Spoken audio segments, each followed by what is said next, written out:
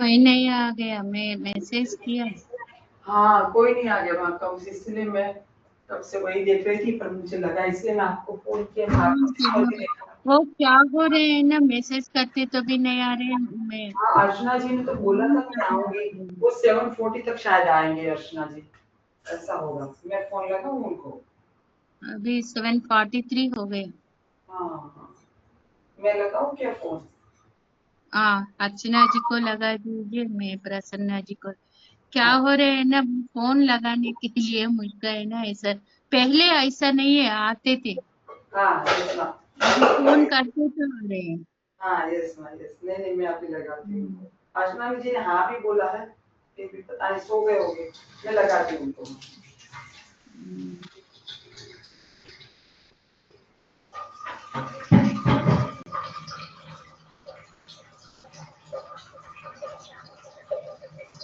ఎలా ఉంది పూరికి? పూరికి ఎలా ఉంది?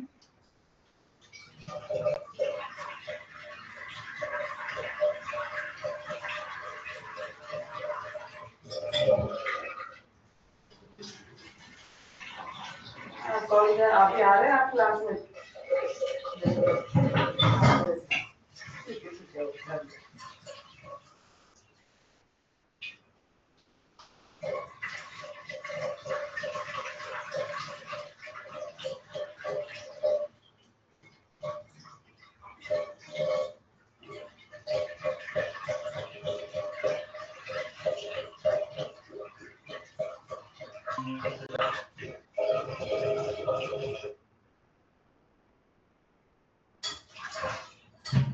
हाँ सोनल जी आप आ रहे हैं क्लास में? ठीक है चलो। मुझे लगा आप सो गए होंगे, शायद भूल गए होंगे। क्या मैं रिएक्ट तो किया था।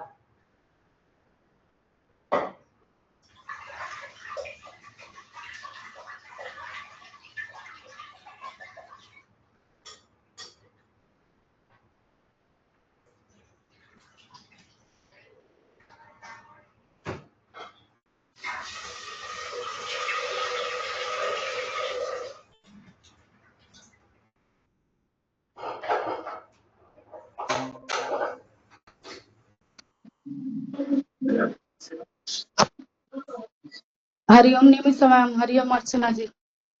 हरिओम सोनाली जी। हरिओम जी, हरिओम सोनाली जी। हरिओम अर्चना जी।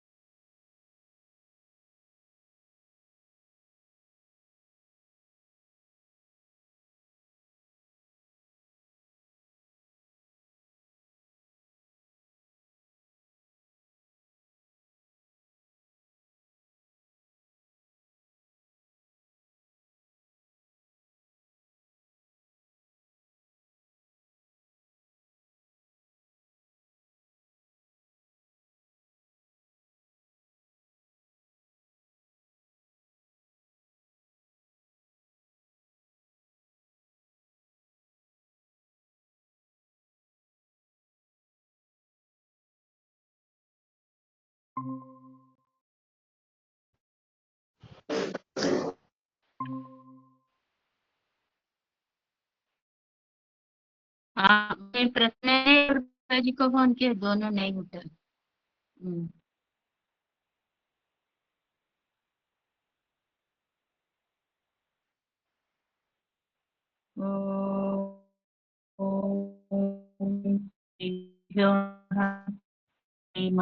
अधिपते श्रीमात्रे नमः। सर्वमंगलमांगल्ये शिवे सर्वार्थसाधिके शरण्ये त्र्यंबके गौरी नारायणी नमोस्तुते।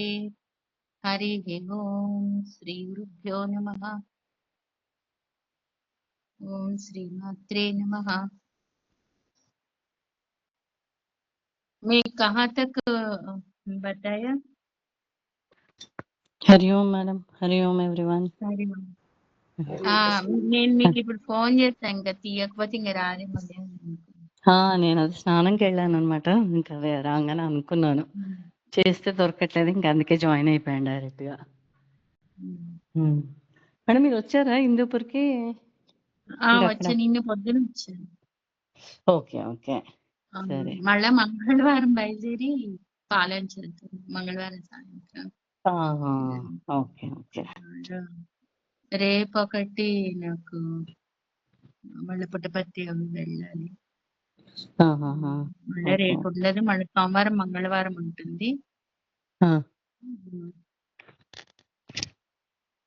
పారాయణానికి సాయంత్రం జాయిన్ అవుతుంది. ఓకే. ఇవాళ రేపేమో మీనింగ్స్ ఉంటాయి, మామూలు రోజు పారాయణం అవుతుంది. నేను లేకపోయినా అంతా భార్గవి గారు అందరు కలిసి పారాయణం చేస్తున్నారు. ఇప్పుడు వస్తోంది కదా నవరాత్రి. అవును. 6:30 నుంచి 7:30 వరకు. Okay okay. మొన్న ఎంతవరకు అయింది? కిतना तक हो गया? अजय जो बहिर्मुखा तक हो गया, अंतर्मुख बहिर्मुख। बहिर्मुख सुदुर्लभ तक हो गया ना? अभी है। एक बार ध्यान श्लोक भी पढ़, अर्चना जी आप ध्यान श्लोक पढ़ सकते हैं? ओके जी। हाँ।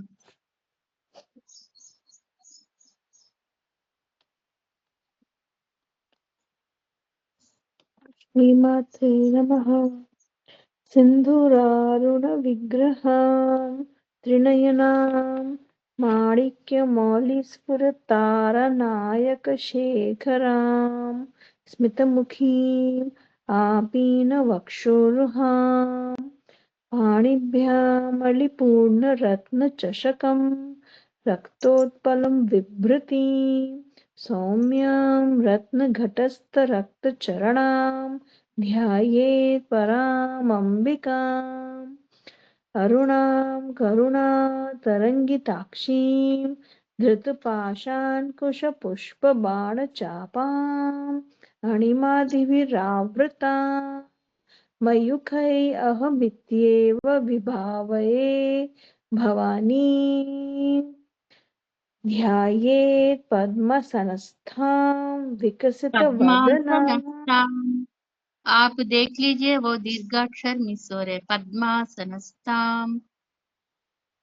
पद्मासनस्थां विकसितवदना पद्मपत्रायताक्षीं हेमभां हेमाभाम, आप देख लीजिए हेमाभाम। माँ के पास आ मात्रा है, आप देख लीजिए।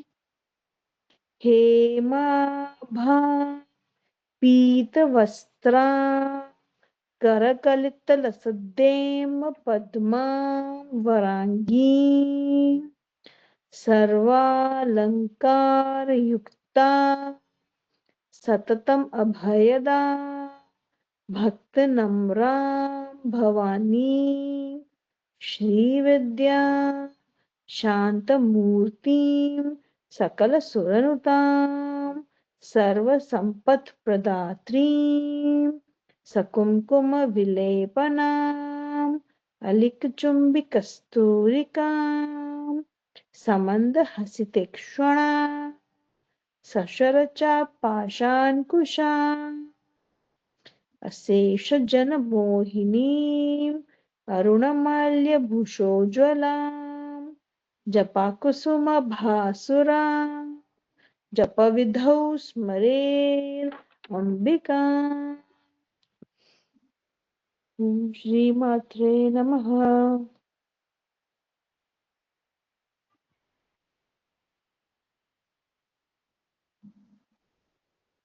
हाँ, एक बार उधर से आप पढ़ लीजिए, त्रयी त्रिवर्ग निलया, वो श्लोक पढ़ लीजिए। त्रयी त्रिवर्ग निलया त्रिस्था त्रिपुरमालिनी निरामया निरालंबा स्वात्मा रामा सुधा सतिः।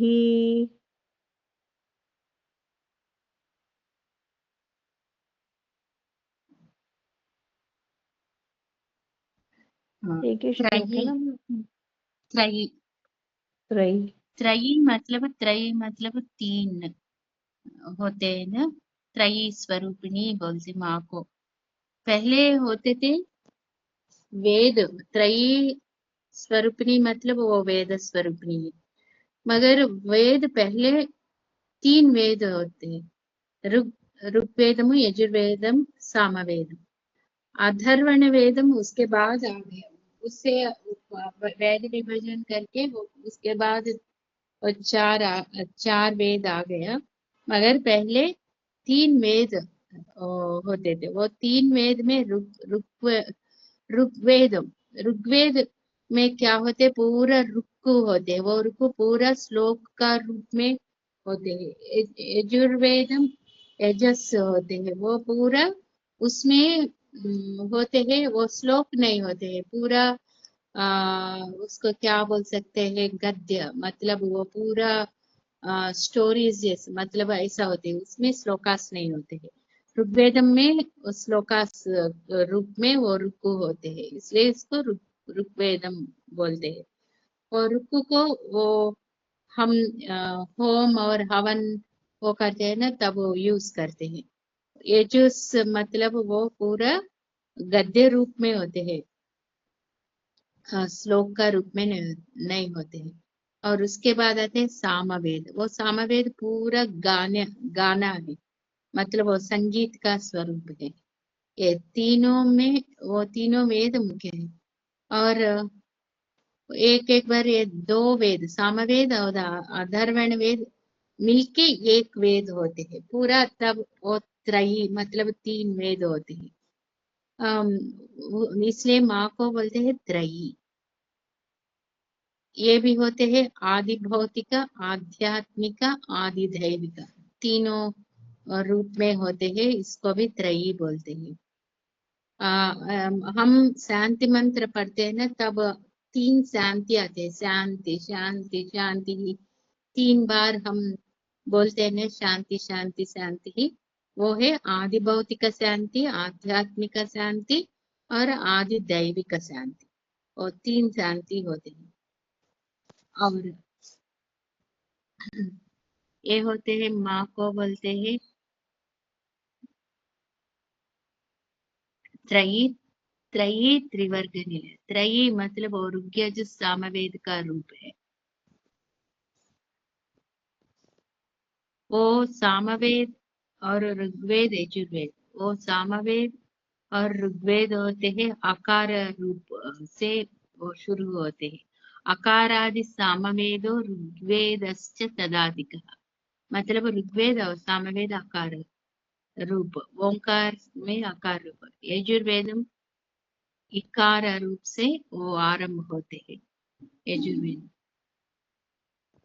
ऐसा आ ई मतलब सामवेद और ऋग्वेद आकार, यजुर्वेद इकार, आ प्लस ई आई, वो ऐन बीजम ऐ आते हैं, वो वाग्भव बीज है, इसलिए वो आ ई आई वो क्या होते हैं, वो त्रयी रूपिणी, माँ त्रयी रूपिणी।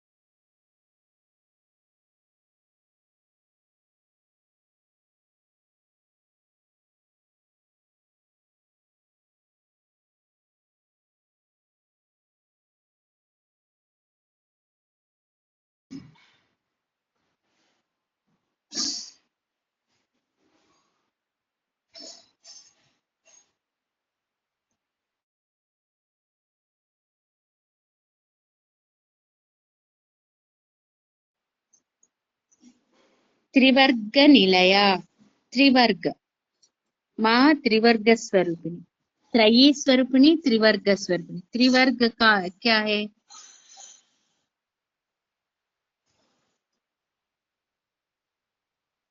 त्रिवर्ग क्या है? धर्म अर्थ काम मोक्ष होते हैं चतुर्विधा बोलते, मगर पहले है वो त्रिवर्ग बोल सकते हैं। त्रिवर्ग मतलब धर्म एक है, अर्थ काम दोनों मिलके एक है, और तीसरा मोक्ष है।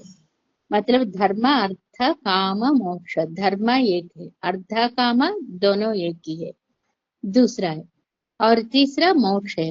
तीनों को मिलके वो त्रिवर्ग बोलते हैं। मतलब ये त्रिवर्ग का निलय, मतलब त्रिवर्ग निलय माँ त्रिवर्ग और तीनों में रहते हैं। इसको वर्ग मतलब पार्टीशन, जैसे उसको हम डिवाइड करते, पार्ट जैसा हम डिवाइड कर, तीन पार्ट डिवाइड करते तो उसको त्रिवर्ग बोलते हैं। धर्म एक वर्ग है, अर्ध काम दूसरा है, मोक्ष तीसरा है। धर्म अर्थ काम मोक्ष, इसमें होते हैं अकार उकार मकार, तीनों मिलके क्या होते हैं? ओंकार होते हैं। वो ओंकार अकार उकार मकार, अकार ब्रह्म का स्वरूप है, उकार विष्णु का, मकार रुद्र का स्वरूप है, तीनों मिलके ओम हो जाते हैं। ये भी एक अर्थ है त्रिवर्ग, अकार उकार मकार में वो रहते हैं, और धर्म अर्थ काम मोक्ष में भी माँ रहते हैं, इसको बोलते त्रिवर्ग। और त्रिस्था, त्रिस्था ये माँ का एक नाम है, त्रिस्था। ये त्रिस्था मतलब तीन विद्या होते हैं। वो तीन विद्या क्या है? तीन लोक, मुल्लोक बोलते हैं ना, तीन लोक क्या है?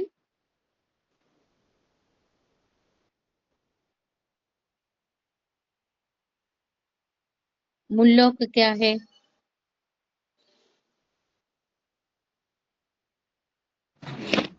పాతాళలోకం భూలోకం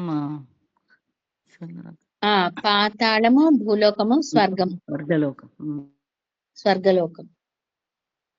ये वो तीनों भी होते हैं, और तीन लोक ये भी हम समझ सकते हैं, ब्रह्मलोक और वैकुंठ कैलाश, इसको भी तीन लोग बोलते हैं, इसको भी तीन लोग बोलते हैं, पाताल भूलोक स्वर्गलोक मुल्लोक। और मुल्लोक में माँ रहते हैं, और तीन वेद बोले न, तीन वेद मतलब ऋग्वेद यजुर्वेद सामवेद, सामवेद अथर्वण दोनों मिलके एक है। सामवेद, सामवेद ऋग्वेद यजुर्वेद, तीनों यजुर्वेद और अथर्ववेद तीनों एक है। सामवेद, सामवेद ऋग्वेद यजुर्वेद अथर्वण वेद, ये तीनों एक है, दोनों एक है। मतलब ये वो भी तीन मुल्लोक में होते हैं, तीन वेद में होते हैं, तीन विद्या। और तीन विद्या क्या है? सांख्य योग वेदांत, ये तीन वो असली विद्या का स्वरूप है, सांख्य और योग वेदांत। इसको और तीन अग्नि, इसको बोलते हैं पावकत्रयम। तीन अग्नि क्या है? गार्हपत्याग्नि, दक्षिणाग्नि, आहवनीयाग्नि, ये तीनों अग्नि में भी माँ रहते हैं। और ये भी कह सकते हैं सूर्य चंद्र अग्नि, तीनों ये तीनों में भी माँ रहते हैं। मतलब त्रिस्था, मतलब तीन तीन में माँ रहते हैं, मतलब तीन लोग, तीन वेद और तीन अग्नि, ऐसा उसमें रहते हैं, इसलिए त्रिस्था बोलते हैं। तीन अग्नि त्रयो क्या है मैडम? तीन अग्नि क्या बोला आपने? तीन अग्नि दक्षिणा, गार्हपत्याग्नि, गार्हपत्याग्नि, दक्षिणाग्नि, आहवनीयाग्नि, तीन अग्नि है। और सूर्य चंद्र अग्नि, ये तीनों में भी माँ रहते हैं। मतलब और ये भी है, तीन गुण होते हैं, त्रिगुण। ये क्या है? सत्व रजस तमो गुण। और तीन शब्द, त्रिशब्द मतलब तीन शब्द क्या है, अकार उकार मकार, तीन त्रयः शब्दाः बोलते हैं। उसमें भी अकार उकार मकार में भी माँ रहते हैं। और त्रयो दोषाः, तीन दोष होते हैं, वात पित्त कफ। और ततः आश्रमः मतलब उसमें आश्रम, आश्रम ये क्या होते हैं, ब्रह्मचर्य गृहस्थ वानप्रस्थ। और चारवा होते हैं वो इसमें नहीं आते हैं, वो संन्यास। चातुर्वर्णम बोलते हैं, चतुर आश्रमम बोलते हैं, मगर इधर मेन आश्रम होते हैं तीन, ब्रह्मचर्य गृहस्थ वानप्रस्थ। उसके बाद आते हैं संन्यास, वो संन्यास तुरीयावस्था में आते हैं, मतलब वो मोक्ष है, वही तुरीयावस्था में, कैवल्य भी बोलते हैं। और त्रयः कालाः मतलब तीन काल, मतलब तीन काल क्या होते हैं, भूतकाल वर्तमान भविष्य काल। और तथा अवस्था, अवस्था भी तीन अवस्था होते हैं। वो तीन अवस्था मैं भूल गई थे अभी, वो तीन अवस्था मुझको अभी क्यों नहीं आ रहा, याद नहीं आ रहे, मैं बोलते हैं ये होता है ना तीन ये अवस्था में। बाल्य मैं बाल्य एक बार बोली थी तीन अवस्था, भी मुझको तुरंत याद नहीं आ रहे। हाँ ये मैम बाल्य अवस्था और इसके बाद हाँ, बाल्य यौवनावस्था। यौवन वृद्धाप्य। हाँ, आप टाइम में आ गए प्रतिभा जी। हाँ हाँ हाँ हरिओम हरिओम हरिओम प्रसाद हाँ, दास। करेक्ट है।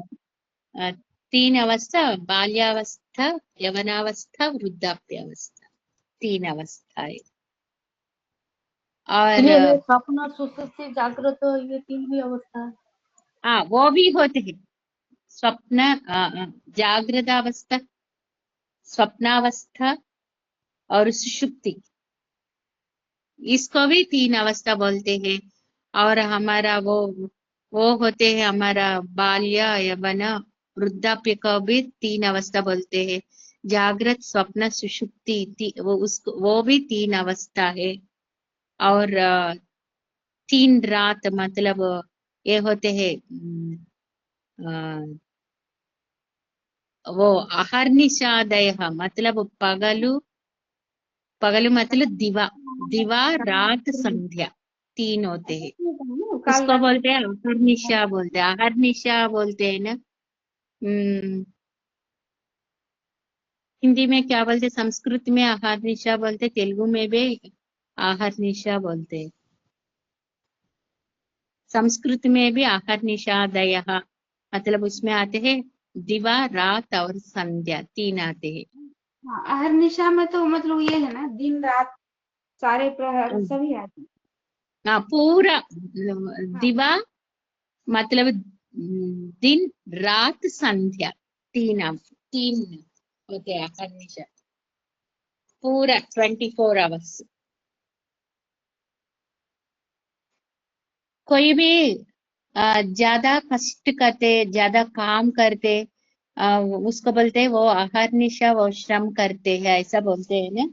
और अहर्निशा वो ध्यान तप करते हैं, साधना करते हैं ऐसा भी बोलते हैं। कुछ लोग जितना ज्यादा साधना मंत्र जप वो करते तो अहर्निशा वो साधना करते हैं ऐसा बोलते हैं। कुछ कुछ लोग रात और दिन पे काम करते रहते हैं, उसको बोलते हैं अहर्निशा वो श्रम करते हैं ऐसा बोलते हैं ना, अब सुना होगा। तो हमारे गुजराती में अघोर बोलते हैं, अघोर। हम्म, ఇక్కడ ఉంది లక్ష్మి. हम्म, बाय बाय।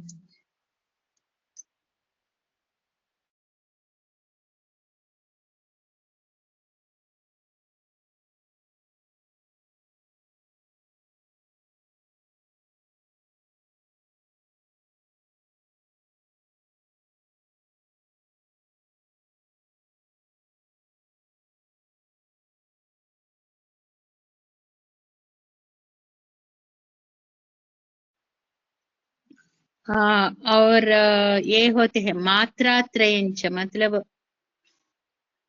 मात्रा, वो अकार उकार मकार को भी मात्रा बोलते हैं, त्रयी शब्द भी बोलते हैं, त्रिमात्रा भी बोलते हैं, वो है। और ये भी होते हैं उदात्त अनुदात्त स्वरित, वो इसका वो उसको भी शब्द बोलते हैं। वो कहाँ आते? वेद पे आते हैं, संगीत में भी आते हैं। प्रतिभा जी, आपको मालूम है ना उदात्त अनुदात्त स्वरित?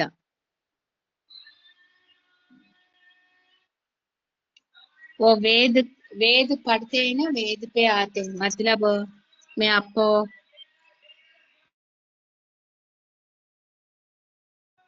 मैं आपको एक बार बताते हैं वो वेद। वेद मुझको नहीं आते, मगर मेरे बेटे आते हैं ना, तब मैं उससे उदात्त अनुदात्त स्वरित।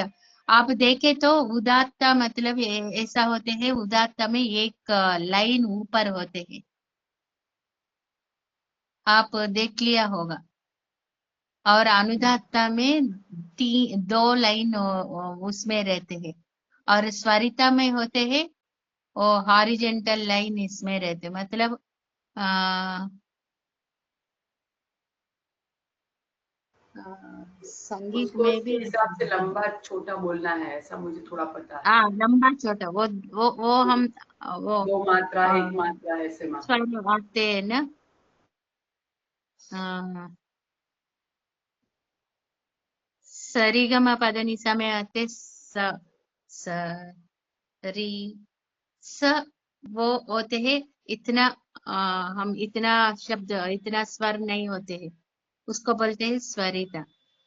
सा ऐसा थोड़ा एक मात्रा पे हम ये राग करते हैं, वो सा ज्यादा हम दीर्घ करते हैं ना, वो अनुस्वर, मतलब वो अनुदात्त होते। ऐसा वेद में भी होते हैं, वेद में ये होते हैं उदात्त अनुदात्त स्वरित। इसलिए वेद कैसे वो सीखना है, ये तीनों से सीखना है। हम श्लोक जैसा वेद को नहीं पढ़ना है। और श्री सूक्त होते हैं, ये सभी ऐसा इसमें होते हैं उदात्त अनुदात्त स्वरित, उसको बोलते हैं स्वर शक्ति बोलते हैं, तीन शक्ति। और ये तीनों और चारवा होते हैं तुरीय अवस्था, और तुरीय में उसमें भी माँ रहते हैं। मतलब तुरीय अलग रहते हैं, मगर उसमें माँ रहते हैं। और ये भी बोलते हैं त्रिपुरा मालिनी, माँ को बोलते त्रिपुर सुंदरी बोलते हैं, त्रिपुर मालिनी बोलते हैं। वो त्रिपुर मालिनी, माँ त्रिपुर मालिनी है। वो श्री चक्र में भी आते हैं, त्रिपुरा चक्रेश्वरी, त्रैलोक्य मोहन चक्र, त्रिपुरेसी, ऐसा आते हैं ना, वो माँ का ही रूप है। और इसमें होता है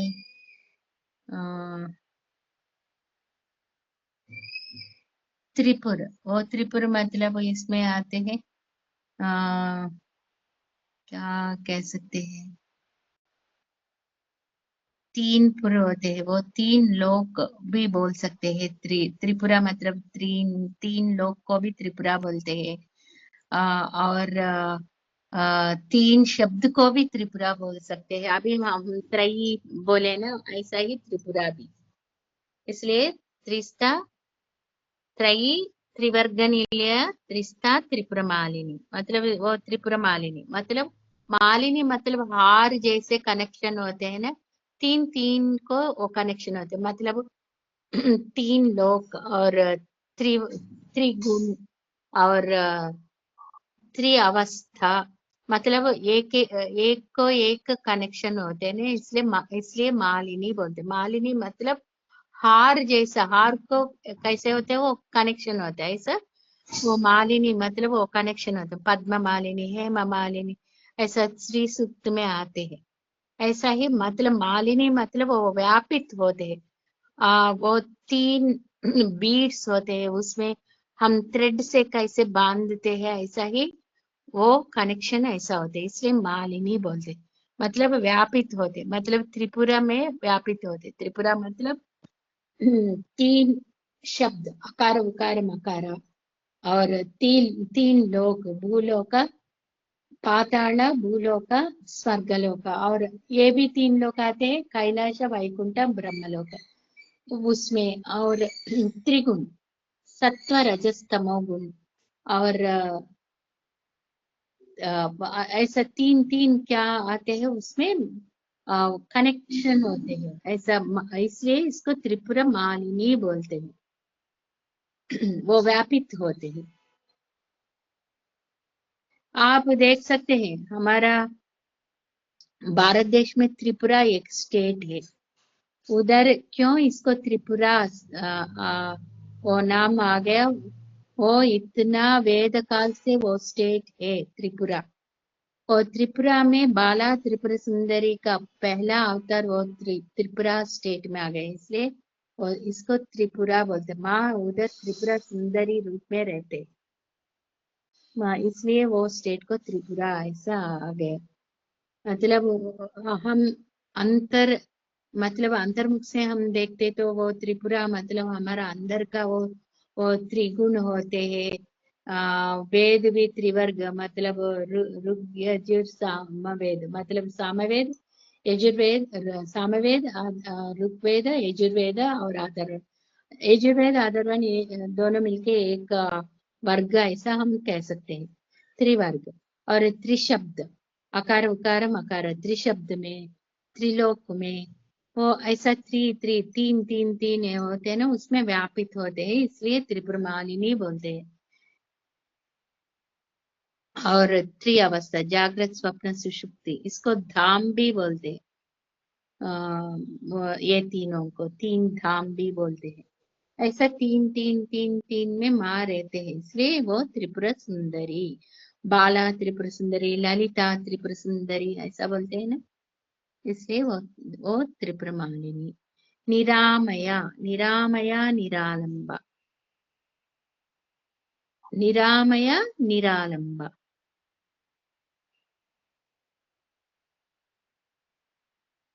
मतलब अमयमो, निरामया, नी से अलग करते तो निरामया, वो निर अलग करते का अमया, अमयम मतलब वो रोग है, वो व्याधि है। मतलब निरामया मतलब कुछ भी व्याधि नहीं है, कुछ भी रोग नहीं है, इसको बोलते निरामय। मतलब वो रोग कैसे होते हैं, शारीरिक रोग और मानसिक रोग, उसमें आते हैं आदि भौतिका। वो आदि भौतिका मतलब हमारा भौतिक का वो होते हैं वो रोग। वो कर्म शरीर होते तो जीव को होते हैं, व्याधि होते हैं, वो रोगग्रस्त हो जाते हैं। निरामया मतलब हम माँ का नाम स्मरण करते तो हमको वो व्याधि नहीं होते हैं, मतलब हमारा शारीरिक व्याधि, मानसिक व्याधि, वो तीनों कैसे होते हैं, आदि भौतिका, आध्यात्मिका और आदि दैविका, ऐसा तीन मानसिक स्थिति होते हैं।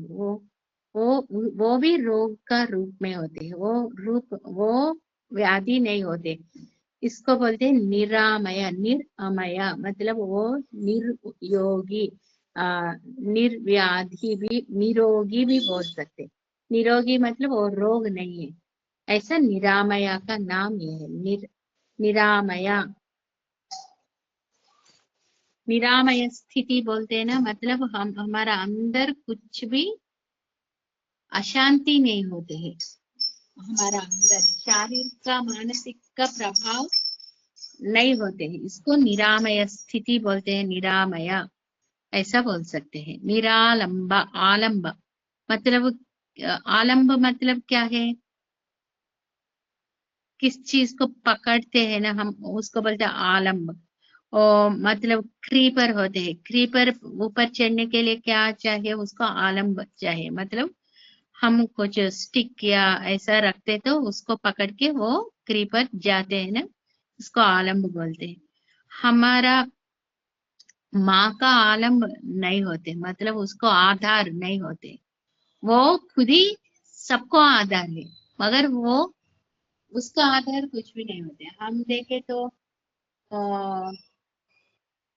नक्षत्र होते हैं, चंद्रमा होते हैं, सूर्य होते हैं, उसका आधार क्या है? आकाश है। वो पूरा ऊपर आकाश को आधार लेके वो उसमें चलते रहते हैं। हमको आधार क्या है? हमको भगवान आधार है। मगर माँ को कुछ भी आधार नहीं होते, वो ऐसा ही रहते हैं।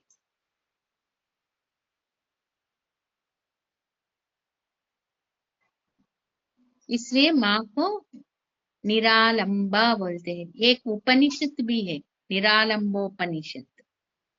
मतलब वो शरीर, हमारा आत्मा को आलम्ब क्या है? हमारा शरीर है। हमारा शरीर में हमारा आत्मा रहते है, हमारा प्राण रहते हैं, और प्राण का आधार वो शरीर है।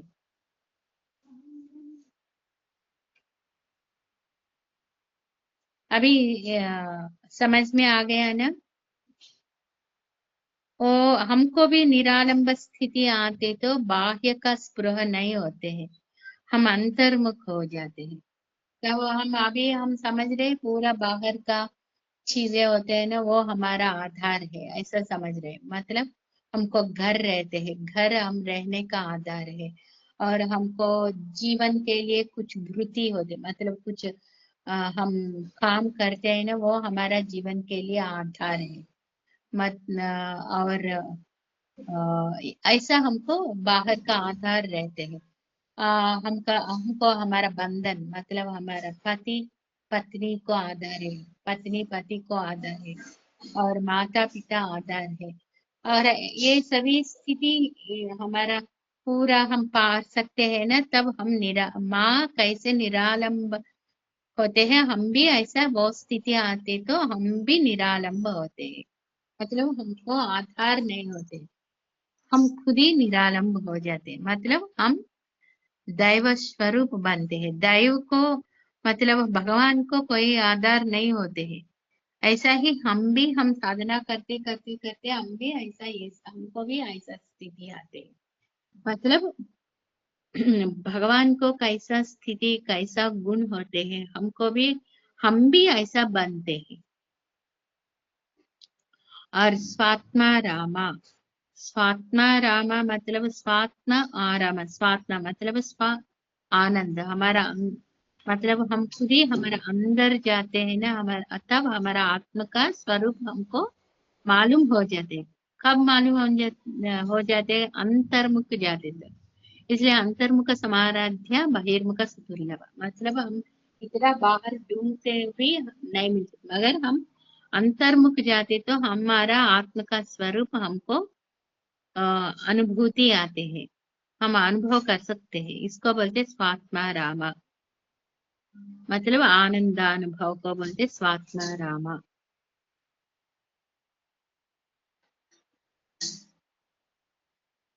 हाँ, ये भी हम समझ सकते हैं, मगर बाहर का प्रपंच होते हैं, बाहर का प्रपंच में भगवान होता है नहीं होता है? आप बोल दीजिए।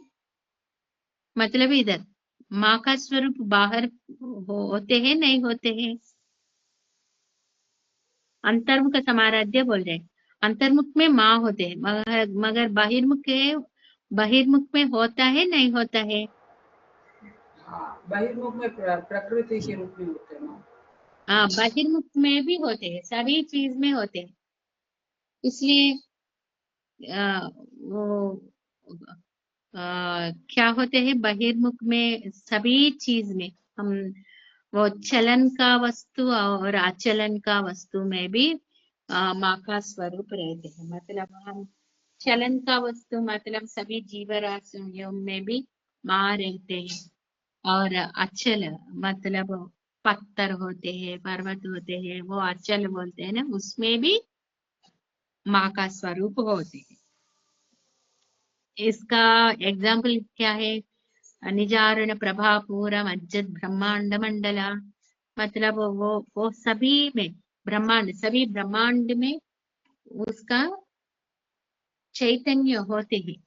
कैसे है? मैं आपको एग्जाम्पल बोल दिया, रसगुल्ला या गुलाब जाम होते शुगर का सिरप में रहते हैं, बाहर पूरा बाहर पूरा शुगर सिरप होते हैं, और रसगुल्ला और गुलाब जाम का अंदर भी शुगर का सिरप होते हैं। ऐसा ही वो इसमें शुगर का सिरप में वो डूबते हैं, डूबते तो उसका अंदर भी शुगर का सिरप है, बाहर भी शुगर का सिरप है। ऐसा ही माँ का शक्ति अंदर भी होते हैं, बाहर भी होते हैं।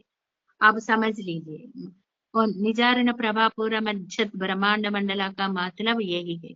मज्जत मतलब वो डूबना है।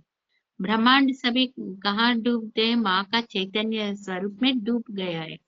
इसलिए उसका अंदर भी उसका चैतन्य होते हैं, बाहर भी उसका चैतन्य होते हैं।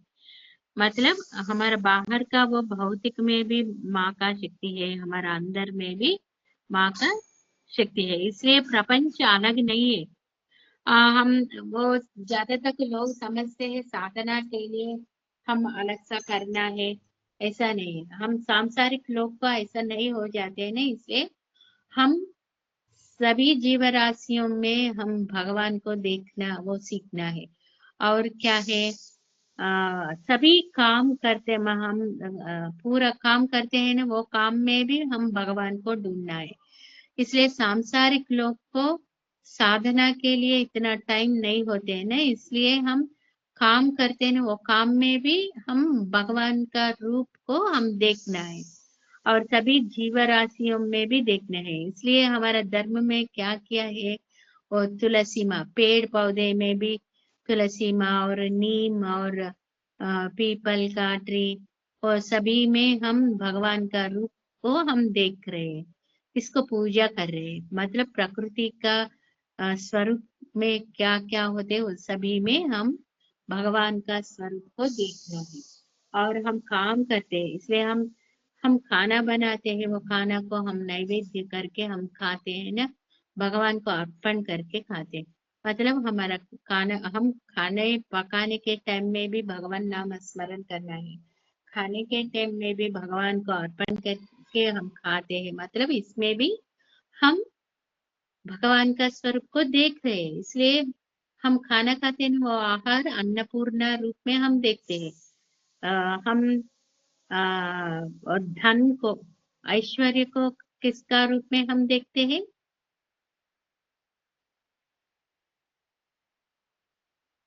सभी धन और ऐश्वर्य को हम किसका रूप में हम देखते हैं? लक्ष्मी के रूप में मैम। लक्ष्मी के रूप में हम देख रहे हैं। मतलब सभी को हम भगवान से कनेक्ट किए करके हम देख रहे हैं। इसलिए हमको क्या मालूम होता है, सभी पे भगवान का स्वरूप है। अन्न को देखते हैं, आहार को अन्नपूर्णा रूप में, और होते हैं भूमि, वो भूमि को भूमाता कह के पूजा करते हैं, भू पूजा करते हैं ना। और गृह, गृह को बोलते हैं गृह लक्ष्मी। सभी ऐश्वर्य संपदा होते हैं, वो सभी लक्ष्मी का रूप है। और आहार को अन्नपूर्णा रूप में देखते हैं। हमारा विद्या को सरस्वती रूप में देखते हैं। ऐसा ज्ञान और ज्ञान और सभी को कुछ न कुछ भगवान का रूप से हम जुड़ा के सभी को हम भगवान का रूप में देख रहे हैं। इतना हमारा सनातन धर्म इतना महान है, आप देख लीजिए। सब क्या होते हैं, सभी में हम भगवान का रूप देख रहे हैं। वो ज्यादा कुछ रिलीजन वो बोलते हैं क्यों हम ये पेड़ पौधे की पूजा करना है क्योंकि वो हमको क्या दे रहे हैं, हमको फूल दे रहे हैं, फल दे रहे हैं, हमको आहार दे रहे हैं। वो पेड़ पौधे के वजह से हमको ये सभी मिल रहे हैं ना। और ज्यादा इम्पोर्टेंट थिंग है, हमको प्राण शक्ति मिल रही है उसके वजह से। और जंतु, जीव जंतु से सब में भगवान का रूप हम देखना पड़ेगा। ऐसा कनेक्ट किया है ना।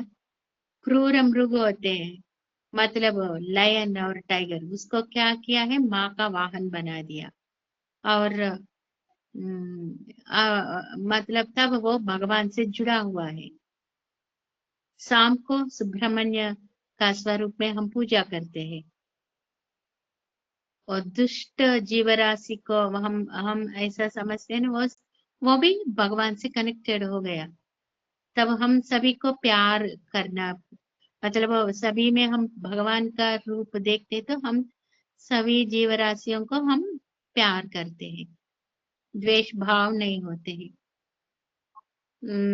और इधर एक कपल है आंध्रा में। वो कैसे कपल है, उसका नाम है जयति लोहिताक्ष। वो पत्नी का नाम जयति है, पति का नाम लोहिताक्ष है। ये दोनों वेल एजुकेटेड है, उसको अच्छे जॉब भी है। वो क्या किया है, दोनों जॉब को छोड़ दिया है। वो दोनों फॉरेस्ट में, जंगल में रहते हैं। इतना डीप फॉरेस्ट में वो रहते हैं। कुछ दिन एक फॉरेस्ट में रहते हैं, फिर वो दूसरा फॉरेस्ट में जाते हैं। ऐसा वो कहाँ जाते हैं, उधर छोटा सा कुटीर बना के, और वो दोनों खुद ही बनाते हैं। छोटा सा कुटीर बना के उसमें रहते हैं। उसके पास वस्तु का वो ज्यादा चीजें नहीं होते हैं। मतलब उसके पास होते हैं 2-3 पात्राएं होते हैं, मतलब वो खाना बनाने के लिए बाउल्स होते हैं। और उसके पास 2 प्लेट्स होते हैं, 2 ग्लासेस होते हैं, वो एक बैग में रखते हैं। और उसके पास कपड़े होते हैं, 2-3 ही कपड़े होते हैं, ज्यादा कपड़े भी नहीं नहीं रखते हैं। वो पूरा वो सामान से वो जंगल से जंगल जाते हैं। मतलब एक हम क्या करते हैं, एक सिटी से दूसरे सिटी का ऐसा जाते हैं ना, वो ऐसा नहीं, वो एक जंगल से एक जंगल जाते हैं। उधर उसके वो जंगल में क्या क्या होते हैं, सांप होते हैं, कुछ एनिमल्स होते हैं, मगर उसको डर भी नहीं है। मैं चाह रही हूँ एक बार लाइफ में वो उसको मिलने के लिए इच्छा है, क्योंकि वो ये कलिकाल में वो ऋषि जैसे जीवित रह रहे हैं, वो दोनों पति पत्नी। मैं वो क्या करते हैं ना, वो जंगल में रह के उसका अनुभव बुक्स का रूप में वो लिखते हैं। एक बार क्या किया है, दोनों साइकिल में यात्रा किया है। वो पूरा 600 किलोमीटर्स और जंगल से जंगल तक वो पूरा साइकिल में घूमे हैं। ऐसा वो वो ऐसा जंगल में ही रहते हैं। उसके पास पूरा वो वस्तु प्रपंच को छोड़ दिया है। उसके पास इतना धन भी नहीं रहते हैं। और थोड़ा बुक्स में कौन सा इनकम आते हैं, उससे वो जीवित रहते हैं, मगर उसके पास और धन भी उसके पास नहीं है। इतना सिंपल सा जीवन वो वो जीवित रहे, वो सिंपल सा जीवन में है। वो प्रपंच को दिखा रहे हैं।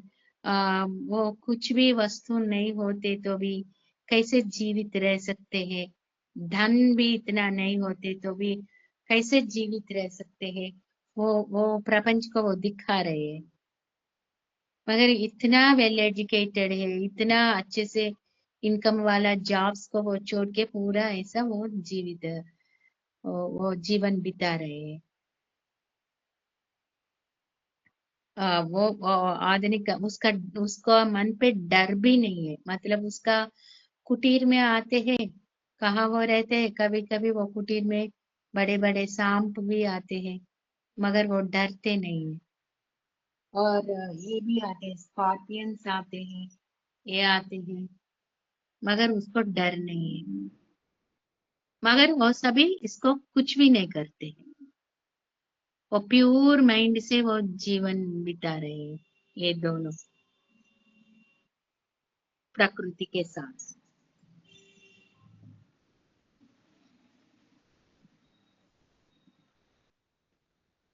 हाँ, स्वात्मा राम, तब हम अंतर्मुख हो जाते हैं ना, वो अंतर्मुख हो जाते हैं, तो हमको आनंद स्थिति आती है। इसको बोलते हैं स्वात्मा राम। हम देख सकते हैं, हम बाहर का प्रपंच को भी हम अलग नहीं देखना है, क्योंकि हम संसार में रह के भी हम बाहर और अंदर अंदर दोनों में हम भगवान का स्वरूप को देखना है। अंतर्मुख हो जाते तो हमको बहिर्मुख भी समझ में आते हैं, मतलब बाह्य भी समझ में आते हैं। तब वो क्या होता है, वो बाह्य का जीवन इजी हो जाते हैं। अभी मैं बोले ना, वो जयती लोहिता जैसे हमको वो बाहर का वो जीवन होते हैं ना, वो भी हमको इजीली हो जाते हैं, सिंपल सा हो जाते हैं। ऐसा हम जीवन बिताना है, वो स्थिति में होना है। इसको बोलते हैं, वो स्थिति स्वात्माराम स्थिति को बोलते हैं, अखंड आनंद बोलते हैं। और एक है स्वात्माराम, वो लिखा है, हठ योग लिखा है वो स्वात्माराम में। और स्वात्माराम और साधु संतों को भी स्वात्माराम नाम रखते हैं। हम भी ऐसा स्थिति पे आते तो हम भी स्वात्माराम बन सकते हैं। वही आनंद को बोल सकते हैं अमृत प्रवाह। मतलब कभी भी हम कैसे स्थिति में होते तो भी हम आनंद स्थिति में होते हैं। मतलब हम हम पूरा स्थितियों को क्या आधार है, मन ही आधार है। मन इसलिए हम मन को स्थिर रखना है, मन को पकड़ना है। तब हम मन का सुनते तो हम पूरा बाहर आ जाते हैं, अंतर्मुख कभी भी नहीं हो जाते। इसलिए हम मन को पकड़ना है। मन को पकड़ के हम अर्ली मॉर्निंग उठना है। तब क्या करना है, मन को बताना पड़ेगा हम अर्ली मॉर्निंग उठना है, ऐसा हम कहना पड़ते हैं। अगर हम नहीं कहते तो क्या होते हैं, हम अलार्म रखते तो भी अलार्म होते हैं ना, तब भी हम क्या करते हैं, अलार्म को स्टॉप करके फिर हम सो जाते हैं। हमारा मन बोलते हैं सो जाओ है वो, ऐसा बोलते हैं। तब क्या करते हैं, हमारा अलार्म को स्टॉप करके हम सो जाते हैं। इसलिए हम क्या करना है, वो मन को पकड़ना है। वो मन को पकड़ते तो कष्ट भी हमको कष्ट जैसे नहीं लगते हैं। तब वो ऐसा स्थिति में होते हैं ना हमारा मन। अब तब हमको कभी देख लीजिए, हम आनंद स्थिति में रहते हैं। इसको बोलते शाश्वत आनंद स्थिति। वही मोक्ष है, वही मुक्ति है। हम जीवित रह के भी हम मुक्ति पाना है, जीवित रह के मुक्ति पाना है। और हम मरने के बाद मुक्ति आना है ऐसा नहीं, हम जीवित रहते भी हम मुक्ति पा सकते हैं। हाँ, अभी समझ में आ गया ना?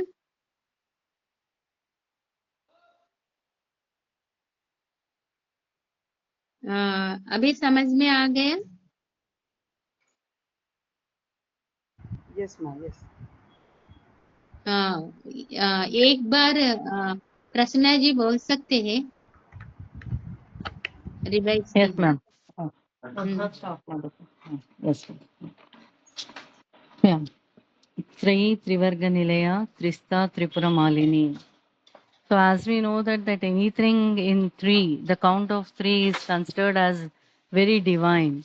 So usually like whatever we are learning or seeing, that we see her as the Devi or the Rupini who is in Veda Swarupa also. So that which gives us an idea of the combination of this Rig Veda, Yajurveda, Samaveda and the Atharvana Veda. So we have more details of this, where the Rig Veda is meant to give us the idea of shlokas, whereas the Yajurveda is for the stories kind of a flow. The Samaveda is in the form of the songs which are in that flow. Whereas the Atharvana Veda along with the Samaveda is combining to give us a one formation, where again for the reason that the whole of this count comes to three. So for that reason also goddess is known as three. And then as we say that the whole of this, not only the Veda Rupa, but she is also in the Akshara Rupa. So in the Akshara Rupa, we take the learning of Akara and Ikara, where it is forming the Bijakshara. The Bijakshara itself is such a divine uttering, or that kind of the blessing which is given as the Bijaksharas. So and this Akara and this Ikara Aksharas are combining to form this Aim. as one of the Bijakshara, and which is called as the Vagbhada Bijakshara. So, and then the Trivarga Nilaya, in the form where Nilaya is, as we know, that her residing place. So, since she is the formation of Dharma, Artha, Kama, Moksha, Tattva also. And again, here this Artha and Kama, Moksha, Kama Rupas are combining to form one. The remaining are Dharma and Moksha. So, again, the total count coming to 3. So, for this reason, also goddess is called as Trivarga Nilaya. And again, this Omkara Shabda Tattva, which is coming from the formation of Akara, Ukara, and Makara Tattva as well. So, that Om, which is formed as the Pranavanada, also she is called as Trivarga Nilaya. And then Trista. Trista is the learning of these 3 Vidyas, and also as the formation of 3 lokas, as Mullokas, as Patala Loka, Bhuloka, and Swarga Loka. So she is the residing deity in the all these lokas. So for that reason, she is called as Trivarga Nilaya, Trista. And then she also forms the 3 Vidyas as the Sankhya Vidya, Yoga Vidya, and Vedanta Vidya. For that, she is called as Trista. And she also has got lot of tattvas in the form of trigunas, three doshas, and then trikala and 3 avasthas, which we have seen very much in detail. So all these things which are existing in the number as 3. For that reason, goddess is known as Trista. And each one we have learnt, or we have known, understood the factors of the triguna, the 3 doshas, the trikala, and 3 avasthas, and all that, which the meaning that she's vyapit everywhere in all the forms, and there is no small or a very nano area wherein which she doesn't exist. So she is completely spread out in all the forms, for the reason which she is called as Trivarga Nilaya, Trista, Tripura Malini. And again we know that Malini is the tattva in which, because she exists as in the form of a mala, as the where we describe it as the flowers which are tied in the form of a continuation as beads or pearls, like one to another. So there is the link between one to the other. So in the Sri Chakra also, she exists as in the Bindu Tattva, where we call her as the Tripura Malini. So since she is the goddess who is existing in all the lokas, and then she also forms the Trishabda, and since she being like in the form of a connected way in which to which everything she is connected, because she is spread out everywhere as in that Vyapta Tattva, she is called as Tripura. And since she is in the form of that connected interlinked chain like as a mala, goddess is called as Tripura Malini. Niramaya, Niralamba, Swatma, Rama, Sudhastrutihi. Again, Amaya means that something which has got a disease, and since Ni is the state where it doesn't exist, or it is deprived of it. So Niramaya is she eliminates that kind of a condition as disease. She herself is in such an healthy state that it's known as a disease-free state even for anyone. So for that reason, she creates or she grants all her devotees that tattva as to be in a very healthy condition and to be disease free. She is called as Niramaya. And Niralamba. Niralamba is that stage wherein which she makes a person completely independent. So that Alamba Tattva is like where something requires a support to grow or to lean on. So that is not the case for the person or a devotee who is into her grace and who is in her blessing, that they are so very strongly independent that they don't require any support her itself. Why? Because she herself is everything, and she gives that strength for the person to stand completely or to live in any condition where the person becomes Niralamba. For the reason goddess is known as Niramaya, Niralamba. So, and in that there is also an Upanishad which is told as Niralamba Upanishad, and Swatma Rama Sudhastrutihi. So in this term itself, Swatma Rama is that Atma. So Swa Atma, our own Atma, which we always have been knowing that once we turn inwards, that we'll be able to know our own self or the journey which we are moving through. So that is called as that Swatma Rama, and that realization gives ultimate peace and happiness to a person, which leads them towards this liberation and enlightenment. So Swatma Rama Sudhastrutihi is one's own journey within inwards, and where it's not like on the outer side or Bahirgata Tattva reduces to an extent gradually, and we know that this doesn't happen overnight or just on a all of a sudden. But once one is in this path of this divinity, where taking the sadhana of goddess, like it takes a person towards a journey within inside, which is called as Swatma Rama Sudhastrutihi. And this leads or gives ultimately, like what this journey is giving the person is that Ananda Tattva, like that ultimate happiness or the peace, where it's this condition or the sthiti is also called as Akhanda Ananda Sthiti. So for the reason goddess is called as Niramaya Niralamba Swatma Rama Sudhastrutihi. Ma'am?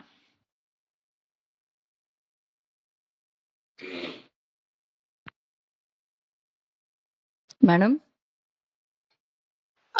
है हाँ अभी पूरा समझ में आ गया ना?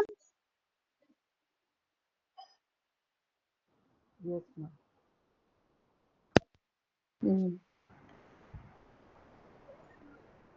Yes, ma'am. Yes. शांति मंत्र। ॐ पूर्णमदः पूर्णमिदं पूर्णात् पूर्णमुदच्यते पूर्णस्य पूर्णमादाय पूर्णमेवावशिष्यते। ॐ शान्ति शान्ति शान्तिः। असतो मा सद्गमय तमसो मा ज्योतिर्गमय मृत्योर्मा मृतङ्गमय। ॐ शान्ति शान्ति शान्तिः। समस्तलोकाः सुखिनो भवन्तु समस्तलोकाः सुखिनो भवन्तु समस्तलोकाः सुखिनो भवन्तु। ॐ शान्ति शान्ति शान्तिः। हरिः ओम्। श्रीगुरुभ्यो नमः। हरिः ओम्। हरि ओम्। Hari Om. Shri Matre Namaha.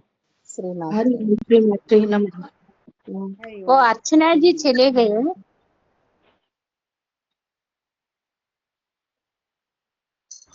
Yes, ma'am.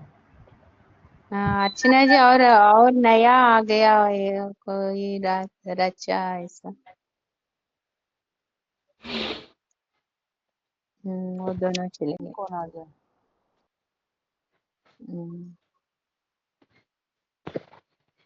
Okay. Hariom. श्रीमात्रे नमः। Hari Om, ma'am. निमिषा जी ये रिकॉर्डिंग आज ग्रुप में रख लीजिए। अभी रख लेती हूँ, अभी रख लेती हूँ। हरि